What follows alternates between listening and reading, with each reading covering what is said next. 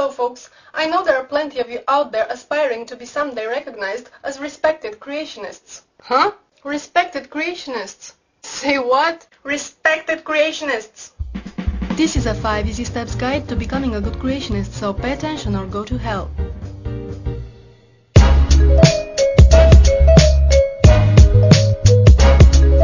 And evolution is still called a theory. Why? Because it is not a fact. It is only a theory, and it remains a theory. You must repeat this over and over again.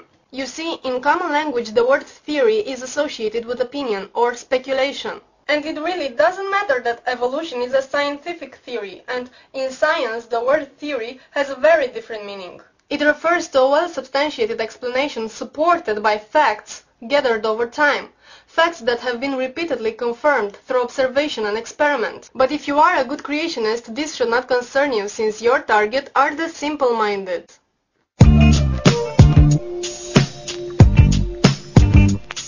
How did life begin? And why should we close our eyes to the possibility that God did it, God did it, God did it? If something doesn't seem to have an explanation, it means God did it. For instance, you can easily apply this when you talk about how life started on Earth. Since the scientists don't have enough evidence yet to support a generally accepted hypothesis regarding the origin of life, you must assume it is the work of God. Looking back in time, this always worked like a charm. For instance, now we know that the lightning is an atmospheric discharge of electricity that has nothing to do with anything supernatural. But back in the days when people did not have an explanation for it, they naturally assumed the deities were responsible. In Greek, Zeus was long feared for his lightning strikes. For the Romans was Jupiter, for the Egyptians was Seth, and so on. So remember, if something doesn't have a well-accepted explanation yet, God done did it always works.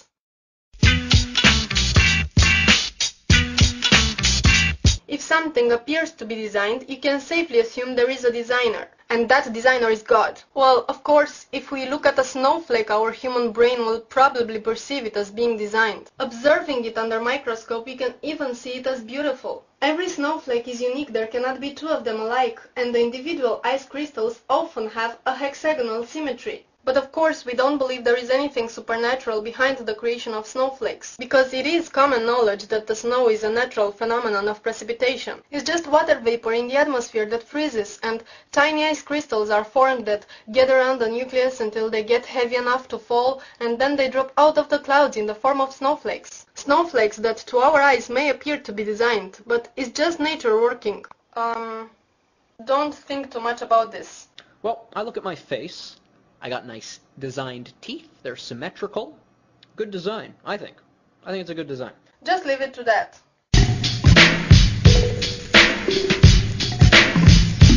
The truth is, the Bible is full of scientific facts. This is probably the hardest one because you'll have to prove that the Bible is a scientific book. Oh yeah, tell that to Galileo Galilei and others who were persecuted for being smarter than God. That's what an evolutionist would say, and then throw at you some clear evidence that the Bible's scientific accuracy could only be matched by Dexter's lab. My hair is on fire! My hair is on fire! But you see, you have an advantage. The evolutionists must gather facts and then come up with conclusions based on those facts. As for you, you already have the conclusions in the Bible, and all you have to do is use your imagination and try to fabricate some facts that could seem to match those conclusions.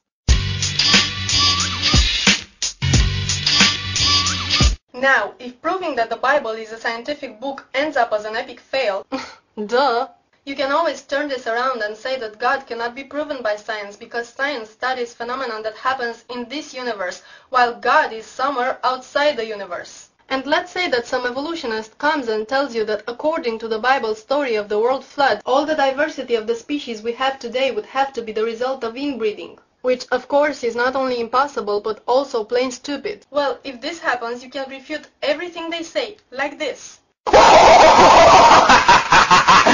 Oops. Sorry, wrong clip. So you can refute everything they say, like this. So, all the science and whatever gibberish you wanna spout at me, all the science, whatever gibberish you want. So now that we have all this covered, I will also tell you what you must not do in order to be a good creationist. 1. You must not be able to actually explain what evolution is. 2. You must not be able to exemplify a line of evidence for evolution. 3.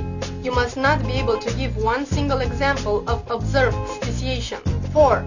You must not be able to define the second law of thermodynamics and explain its relevance to the process of natural selection. And of course, 5.